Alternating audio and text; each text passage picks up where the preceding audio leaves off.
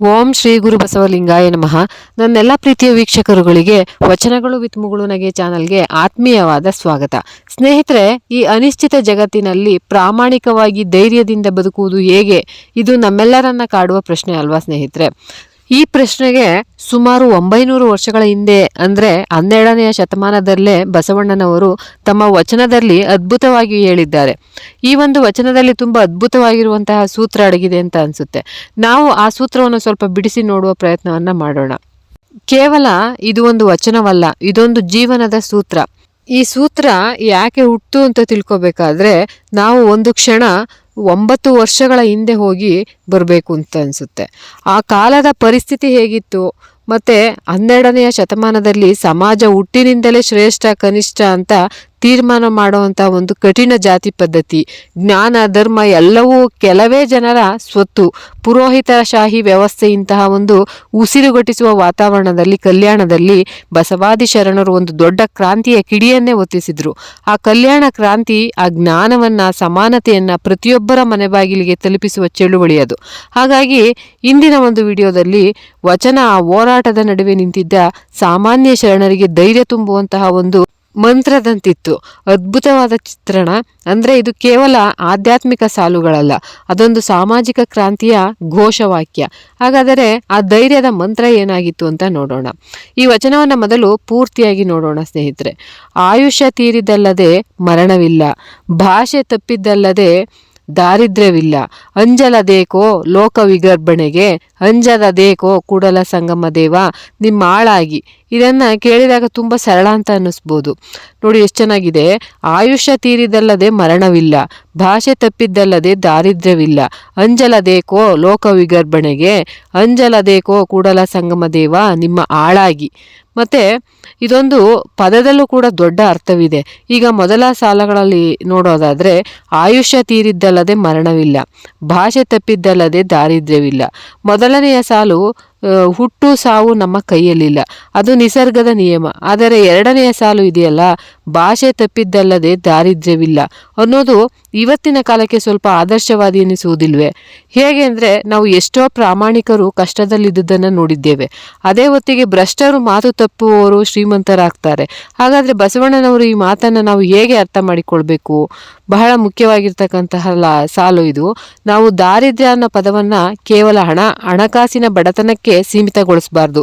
ಬಸವಣ್ಣನವರ ದೃಷ್ಟಿಯಲ್ಲಿ ದಾರಿದ್ರ್ಯ ಅಂದ್ರೆ ನಂಬಿಕೆಯ ಕೊರತೆ, ಸಂಬಂಧಗಳ ಕೊರತೆ, ಬಡತನ, ಸಮಾಜದಲ್ಲಿ ಗೌರವ ಇಲ್ಲದಿರುವುದು. ಯೋಚನೆ ಮಾಡಿ, ಒಬ್ಬ ವ್ಯಕ್ತಿ ಪದೇ ಪದೇ ಮಾತು ತಪ್ಪುತ್ತಾನೆ, ಕೊಟ್ಟ ಭರವಸೆಯನ್ನು ಉಳಿಸಿಕೊಳ್ಳುವುದಿಲ್ಲ ಅಂತ ಅಂದ್ಕೊಳ್ಳಿ.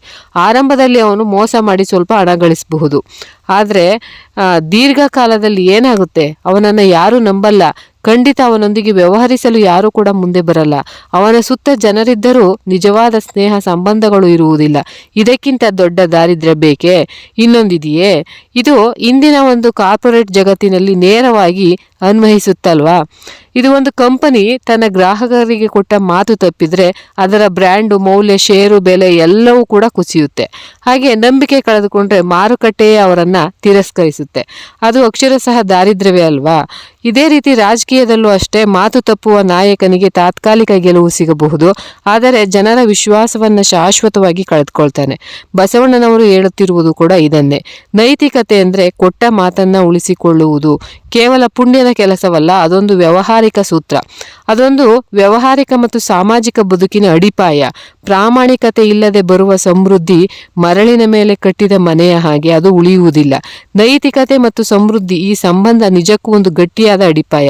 ಆದರೆ ಬಸವಣ್ಣನವರು ಇಲ್ಲಿಗೆ ನಿಲ್ಲುವುದಿಲ್ಲ. ಅವರು ಮುಂದಿನ ಸಾಲಲ್ಲಿ ಹೇಳ್ತಾರೆ, ನಮ್ಮನ್ನ ಒಂದು ನೇರವಾದ ಒಂದು ಪ್ರಶ್ನೆ ಮೂಲಕ ಕೆಣಕ್ತಾರೆ. ಅಂಜಲದೇಕೋ ಲೋಕ ವಿಗರ್ಭಣೆಗೆ.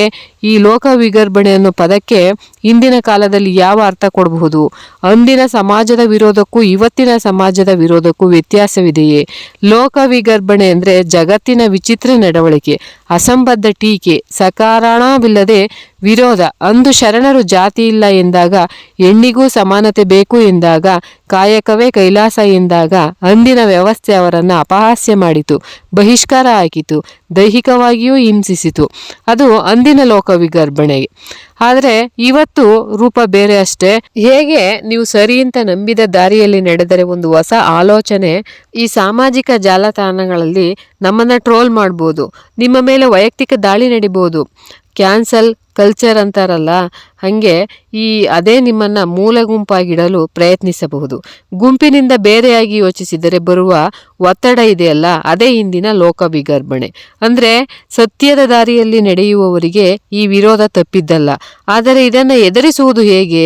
ಈ ಸಮಾಜದ ಟೀಕೆಗೆ ಹೆದರಬಾರದು ಅನ್ನೋದನ್ನ ಕೇಳಲಿಕ್ಕೆ ಚೆನ್ನಾಗಿದೆ. ಆದ್ರೆ ಆ ಧೈರ್ಯವನ್ನ ತಂದುಕೊಳ್ಳೋದು ಹೇಗೆ? ನನ್ನಂತಹ ಒಬ್ಬ ಸಾಮಾನ್ಯ ಮನುಷ್ಯನಿಗೆ ಆ ಶಕ್ತಿ ಎಲ್ಲಿಂದ ಸಿಗ್ಬೇಕು? ಇದಕ್ಕೆ ಉತ್ತರ ಇದೆಯಲ್ಲ, ಇದು ವಚನದ ಕೊನೆಯ ಸಾಲಲ್ಲಿ ಇದೆಯಲ್ಲ, ಅದು ವಚನದ ಕೊನೆಯ ಸಾಲೆ ಈ ಇಡೀ ಸೂತ್ರದ ಒಂದು ಹೃದಯ ಅಂತ ಹೇಳ್ಬಹುದು. ಅಂಜಲದೇಕೋ ಕೂಡಲ ಸಂಗಮ ದೇವ ನಿಮ್ಮಾಳಾಗಿ. ಅಂದ್ರೆ ಯಾಕೆ ಅಂಜಬಾರದು ಅನ್ನೋ ಪ್ರಶ್ನೆಗೆ ಸಿಗೋ ಉತ್ತರ ಇಲ್ಲಿದೆ ನೋಡಿ. ಜಗತ್ತಿನ ಒಂದು ವಿಚಿತ್ರ ವರ್ತನೆಗಳಿಗೆ, ಟೀಕೆಗಳಿಗೆ ಅಂಜಬೇಕಾಗಿಲ್ಲ. ಯಾಕಂದ್ರೆ ನಾನು ಒಬ್ಬಂಟಿ ಅಲ್ಲ, ಕೂಡಲ ಸಂಗಮ ದೇವ, ನಾನು ನಿಮ್ಮವನು, ನಿಮ್ಮ ಆಳು ಎಂದು ಭಾವವಿದೆ. ಅಂದ್ರೆ ಇದು ಸಂಪೂರ್ಣ ಶರಣಾಗತಿಯ ಪರಿಕಲ್ಪನೆ. ಆದರೆ ಈ ಶರಣಾಗತಿ ಪದವನ್ನು ನಾವು ಸರಿಯಾಗಿ ಅರ್ಥ ಮಾಡಿಕೊಳ್ಬೇಕಷ್ಟೆ. ಶರಣಾಗತಿ ಅಂದ್ರೆ ಸೋಲೊಪ್ಪಿಕೊಳ್ಳುವುದು ಅಂತ ಅಲ್ಲ, ಕೈ ಚೆಲ್ಲಿ ಕೂರುವುದು ಅಥವಾ ಪಲಾಯನ ಮಾಡುವುದು ಅಂತಲೂ ಅಲ್ಲ. ಬದಲಿಗೆ ನನ್ನ ಸಣ್ಣ ಪುಟ್ಟ ಆಸೆ, ಭಯ, ಅಹಂಕಾರವನ್ನ ಬದಿಗಿಟ್ಟು ಒಂದು ದೊಡ್ಡ ಉದ್ದೇಶಕ್ಕೆ, ಒಂದು ಮಹಾನ್ ತತ್ವಕ್ಕೆ ನನ್ನನ್ನು ನಾನು ಅರ್ಪಿಸಿಕೊಳ್ಳುವುದು. ಇದೊಂದು ಕ್ರಿಯಾಶೀಲವಾದ ಸಮರ್ಪಣೆ, ನಿಖರವಾಗಿ ನಿಷ್ಕ್ರಿಯವಾದ ಪಲಾಯನವಲ್ಲ. ನೀವು ಸತ್ಯಕ್ಕಾಗಿ ನಿಂತಾಗ ನಿಮ್ಮನ್ನ ವಿರೋಧಿಸುವವರು ನಿಮ್ಮ ವೈಯಕ್ತಿಕ ಶಕ್ತಿಯನ್ನ ನೋಡ್ತಾ ಇರ್ತಾರೆ. ಆದರೆ ನೀವು ಒಂದು ದೊಡ್ಡ ಶಕ್ತಿಯ ಪ್ರತಿನಿಧಿಯಾಗಿ ನಿಂತಾಗ ಆ ವಿರೋಧಿಗಳು ನಿಮಗೆ ಸಣ್ಣದಾಗಿ ಕಾಣಿಸಲು ಶುರುವಾಗುತ್ತೆ. ಇದು ಬಹಳ ಆಳವಾದ ಮಾತು. ಅಂದ್ರೆ ಈ ಶರಣಾಗತಿ ಕೇವಲ ಧಾರ್ಮಿಕ ನಂಬಿಕೆಗೆ ಸೀಮಿತವೇ? ದೇವರನ್ನು ನಂಬುವ ವ್ಯಕ್ತಿಗೆ ಈ ಸೂತ್ರ ಅನ್ವಯಿಸುವುದಿಲ್ಲವೇ? ಖಂಡಿತವಾಗಿ ಅನ್ವಯಿಸುತ್ತೆ. ಈ ಕೂಡಲ ಸಂಗಮ ದೇವ ಅನ್ನೋದು ಕೇವಲ ಒಂದು ದೈವದ ಹೆಸರಲ್ಲ, ಅದೊಂದು ಪರಮತತ್ವದ ಸಂಕೇತ, ಒಂದು ಪ್ರಜ್ಞೆಯ ಸಂಕೇತ. ಈ ಉದಾಹರಣೆಗೆ ಹೇಳ್ಬೇಕು ಅಂದ್ರೆ, ಒಬ್ಬ ವಿಜ್ಞಾನಿ ಸತ್ಯ ಶೋಧನೆಗೆ ತನ್ನನ್ನ ಅರ್ಪಿಸಿಕೊಳ್ತಾನೆ, ಒಬ್ಬ ಸೈನಿಕ ದೇಶ ರಕ್ಷಣೆಗೆ ತನ್ನನ್ನ ಸಮರ್ಪಿಸಿಕೊಳ್ತಾನೆ. ಆದ್ರೆ ಒಬ್ಬ ಸಾಮಾಜಿಕ ಕಾರ್ಯಕರ್ತ ಸಮಾನತೆಗಾಗಿ ತನ್ನ ಬದುಕನ್ನ ಮುಡುಪಾಗಿ ಇಡ್ತಾನೆ. ಇವರೆಲ್ಲರೂ ಕೂಡ ತಮ್ಮ ವೈಯಕ್ತಿಕ ಅಸ್ತಿತ್ವವನ್ನ ಮೀರಿ ಒಂದು ದೊಡ್ಡ ಉದ್ದೇಶಕ್ಕೆ ಶರಣಾಗ್ತಾರೆ. ಆ ಉದ್ದೇಶವೇ ಅವರಿಗೆ ಎಂತಹ ಒಂದು ಲೋಕ ವಿಗರ್ಭಣೆಯನ್ನ ಎದುರಿಸುವ ಶಕ್ತಿಯನ್ನ ಕೊಡುತ್ತೆ. ಅಂದ್ರೆ ಭಯದ ಜಾಗವನ್ನ ಅಥವಾ ಭಕ್ತಿ ಅಥವಾ ಬದ್ಧತೆ ಆಕ್ರಮಿಸಿಕೊಳ್ಳುತ್ತಾ ವ್ಯಕ್ತಪಡಿಸುವಂತೆ ಒಂದು ಪರ್ವತದಂತೆ ಅಚಲನವಾಗುತ್ತೆ. ಅದೇ ನಿರ್ಭಯ ಸ್ಥಿತಿ. ಈ ರೀತಿ ಯೋಚಿಸಿದಾಗ ಈ ವಚನ ಒಂದು ಸಂಪೂರ್ಣ ಮಾರ್ಗದರ್ಶನದಂತೆ ಕಾಣಿಸುತ್ತೆ. ನೋಡಿ, ನಾವು ನಂಬಿದ ಸತ್ಯದಾರಿಯಲ್ಲಿ ನಡೆಯುವುದು ಇದು ನಮ್ಮೆಲ್ಲರ ಪ್ರಯತ್ನ. ಈ ಚಿಂತನ ಮಂಥನದ ಮೂಲಕ ಜ್ಞಾನವನ್ನು ಹಂಚುವುದೇ ನನ್ನ ಒಂದು ಸಣ್ಣ ಪ್ರಯತ್ನ ಆಗಿದೆ. ಬಸವಣ್ಣನವರು ನಮಗೆ ಕೊಡುತ್ತಿರುವ ನಿರ್ಭಯ ಜೀವನ ಸೂತ್ರದಲ್ಲಿ 3 ಹಂತಗಳಿವೆ. ಮೊದಲನೆಯದು ನೈತಿಕತೆಯ ಅಡಿಪಾಯ, ಅಂದ್ರೆ ಕೊಟ್ಟ ಮಾತನ್ನ ಉಳಿಸಿಕೊಳ್ಳುವುದು, ನಂಬಿಕೆ ಗಳಿಸುವುದು. ಎರಡನೆಯದು ಸತ್ಯದ ದಾರಿಯಲ್ಲಿ ನಡೆಯುವಾಗ ಬರುವ ಸಾಮಾಜಿಕ ವಿರೋಧಕ್ಕೆ, ಆ ಲೋಕ ವಿಗರ್ಭಣೆಗೆ ಅಂಜದಿರುವ ಆ ಒಂದು ಧೈರ್ಯ. ಇನ್ನ ಮೂರನೆಯದು ಆ ಧೈರ್ಯದ ಮೂಲ, ಅಂದ್ರೆ ನಮ್ಮನ್ನ ಮೀರಿದ ಒಂದು ದೊಡ್ಡ ಶಕ್ತಿಯಲ್ಲಿ ಸಂಪೂರ್ಣ ಶರಣಾಗತಿಯ ಮೂಲಕ ಭಯಮುಕ್ತಿಯನ್ನ ಸಾಧಿಸುವುದು. ಇದೊಂದು ಪರಿಪೂರ್ಣವಾದ ಜೀವನ ದರ್ಶನ. ಈ ತತ್ವಗಳು ಕೇವಲ 12ನೇ ಶತಮಾನಕ್ಕೆ ಸೀಮಿತವಲ್ಲ, ಇಂದಿಗೂ ಕೂಡ ಗೊಂದಲದ ಜಗತ್ತಿಗೆ ಇವು ದಾರಿದೀಪ. ನಮ್ಮ ವೈಯಕ್ತಿಕ ಜೀವನದಲ್ಲಿ ಪ್ರಾಮಾಣಿಕತೆ ನಮ್ಮನ್ನ ಕಾಪಾಡಿದರೆ ವೃತ್ತಿ ಜೀವನದಲ್ಲಿ ನಮ್ಮನ್ನ ಉತ್ತುಂಗಕ್ಕೆ ಏರಿಸುತ್ತೆ ಅಂತ ನಂಬಿದ್ದಕ್ಕೆ ದೃಢವಾಗಿ ನಿಲ್ಲುವ ಒಂದು ಧೈರ್ಯ, ಅದು ನಮ್ಮ ಆತ್ಮ ಗೌರವವನ್ನು ಹೆಚ್ಚಿಸುತ್ತೆ. ಖಂಡಿತವಾಗಿಯೂ ಇದು ನಿಜ. ಕೊನೆಗೆ ನಮ್ಮೆಲ್ಲರ ಶಕ್ತಿಗೂ ಒಂದು ಮಿತಿ ಇದೆ ಅಂತ ಅರಿತು ಒಂದು ದೊಡ್ಡ ಚೌಕಟ್ಟಿನಲ್ಲಿ ನಮ್ಮನ್ನ ನಾವು ನೋಡಿಕೊಂಡಾಗ ಬದುಕಿನ ಒಂದು ಸಣ್ಣ ಪುಟ್ಟ ಸೋಲು ಗೆಲುವುಗಳು ನಮ್ಮನ್ನು ಅತಿಯಾಗಿ ಬಾಧಿಸುವುದಿಲ್ಲ. ಅದರಿಂದ ಸಿಗುವ ಮಾನಸಿಕ ಶಾಂತಿಗೆ ಬೆಲೆ ಕಟ್ಟಲಾಗದು. ಬಸವಣ್ಣನವರು ಹೇಳಿದಂತೆ ಮಾತು ತಪ್ಪಿದರೆ ದಾರಿದ್ರ್ಯ ಬರುತ್ತೆ ಎಂಬುದೇ ನಿಜವೇ? ಆದರೆ ನಮ್ಮ ಸಮಾಜದ ಪ್ರತಿಯೊಬ್ಬರು ಕೊಟ್ಟ ಮಾತನ್ನು ಚಾಚು ತಪ್ಪದೆ ಪಾಲಿಸಲು ಆರಂಭಿಸಿದರೆ ನಮ್ಮ ವ್ಯವಹಾರ, ವ್ಯಾಪಾರ, ಸಂಬಂಧಗಳು ಮತ್ತು ರಾಜಕೀಯ ಹೇಗಿರಬಹುದು?